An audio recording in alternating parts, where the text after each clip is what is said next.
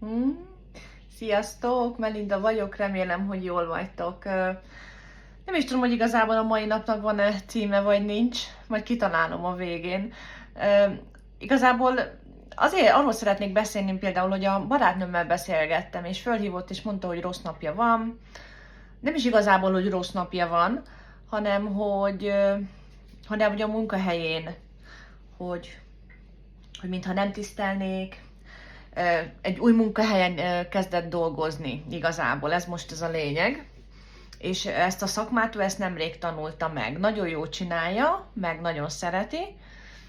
De a lényeg az, hogy azt mondta, hogy mikor bement 2 hét után, mert most 2 hétig otthon volt, hogy bement 2 hét után, az egyik valaki elfordította a fejét, a másik munkatársa meg, hogy is mondta, tiszteletet sem adja meg, tehát hogy még a tiszteletet sem adta meg neki egyáltalán. És erről nekem egyből az jutott eszembe,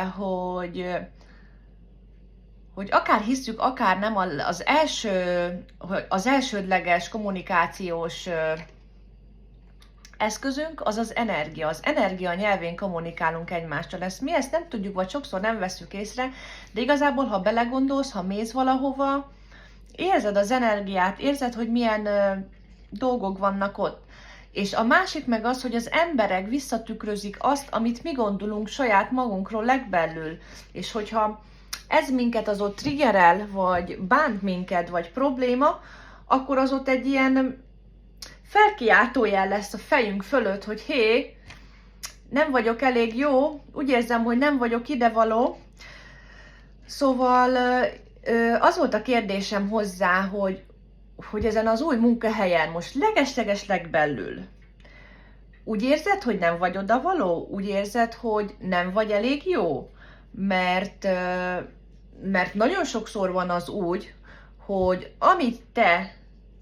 nem amit te mutatsz, de amit te érzel magadról, ott legbelül, az rezeg ki belőled, azt az energiát bocsájtod ki, és az emberek azt az energiát veszik, és azt tükrözik vissza neked. Mert különben amúgy, ha nem így lenne, akkor nem zavarna az, hogy ő most nem tisztel téged, vagy a másik elfordította a fejét, mert akkor úgy lennél vele, hogy nekik is rossz napuk van, vagy ki tudja, hogy ők is mivel küzdenek, vagy mi az ő problémájuk, de viszont egyből magadra vetted, tehát nyilván, hogy ott belülről van valami. Szóval nektek is, csak mondom, hogyha ilyen problémátok van, mert ugye nekünk is van sajnos, saját magunkról is nagyon sokat ítélkezünk, nagyon sok nézőpontunk van saját magunkról is, és csak azt szeretném mondani nektek, hogy ezt külsőleg ezt megérzik, mert az energia nyelvén kommunikálunk, és hogy mondtam, hogy tegyél fel magadnak kérdéseket, hogy miért érzed, mi az oka annak, hogy te ezt így érzed, mert nyilván ez ebből következik, és akkor rákérdezett ezekre a kérdésekre is nálam, mert beszéltem neki a kérdésekről is például. Az Access ugye, az Access igazából a kérdésekről szól, hogy a kérdések ugye kinyitnak, a válaszok pedig bezárnak, és hogy ezt hogy értem, hogy képzelem ezt, hogy a válaszok dobozba zárnak, a kérdések meg kinyitják az életedet. Nos, hát ez egy nagyon egyszerű példa, de akkor kezdem az elejétől, ugye, hogy amikor gyerekek vagyunk, megszületünk, ugye az várják, hogy jaj, mikor beszél, mikor szólal meg, mi lesz az első szava, mit fog mondani, és amikor már picik nagyobb vagyunk, elkezdünk beszélni, ugye elkezdünk kérdezni, mint a gyerekek, kíváncsiságból mindent tényleg kérdezünk, hogy ez miért, ez minek, ez hogyan lehet, az hogyan szabad, mi kellene, hogy kellene. És ugye mit hallunk, hogy jaj, jó van, már ne kérdezzél ennyit, vagy hogy hova kérdezel ennyit, menjél kérdezd meg apádat, kérdezd meg anyádat, én nem tudom, de a lényeg az, hogy azt mondják, hogy akkor egyik pillanatban várják, hogy szólaljunk meg, utána amikor megszólunk, akkor elcsöndesítenek, és amikor elkerülsz az iskolába, és most ne haragudjatok, hogy ezt mondom, de tudjátok, hogy itt van, elkerülsz az iskolába, egy csomó kérdésed lenne, mert nagyon sok mindennel találkozol, de ott viszont nem kérdezhetsz, ott hallgatnod kell, ott viszont válaszokat kell adnod.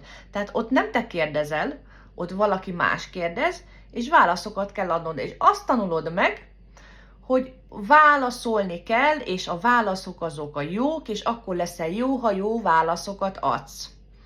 Na, viszont ezt tanuljuk meg, hogy válaszaink legyenek, és ne kérdéseink, és a válaszaink bezárnak egy dobozba, és akkor ez csak egy rövid példa, és nem is húzom tovább az időt.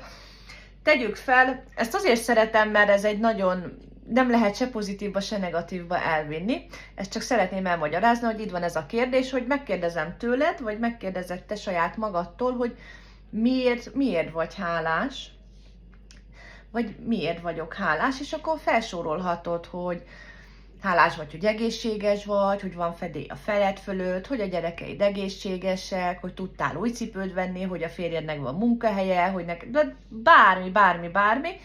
Tegyük fel, felsorolsz egy 5-10 dolgot, ugye?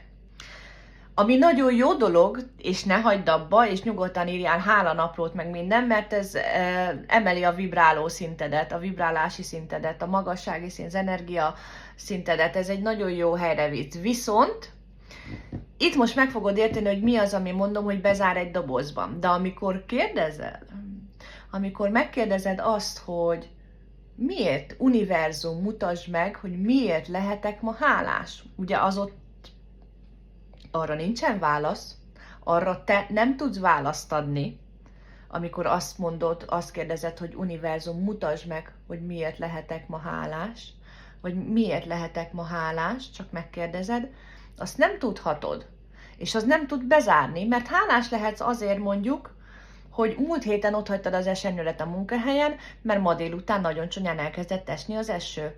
Vagy hálás lehetsz azért, hogy benne maradt a táskádban a napszemüveg, mert ma délután kisütött a nap, és alig láttál hazavezetni.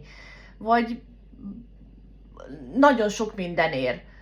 Vagy hogy valami történik a munkahelyeden, vagy lekésed a busz. Tehát igazából, amikor kérdezel, az kinyit, az teret ad neked.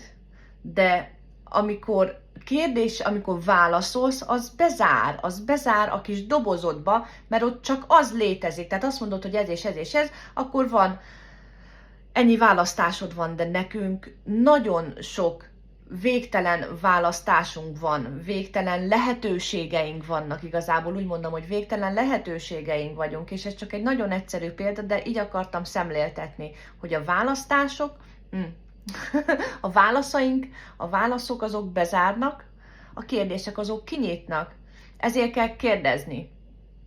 De ebbe majd belemegyünk egy következő alkalommal, ezt most csak azért mondtam el, mert eszembe jutott, hogy a barátnőm kérdez, és gondolom, hogy lehet, hogy akkor bennetek is felmerült ez a kérdés, hogy mit jelent ez, vagy egyáltalán nem is tudom, hogy beszéltem-e erről, ne haragudjatok, de most akkor már beszéltem.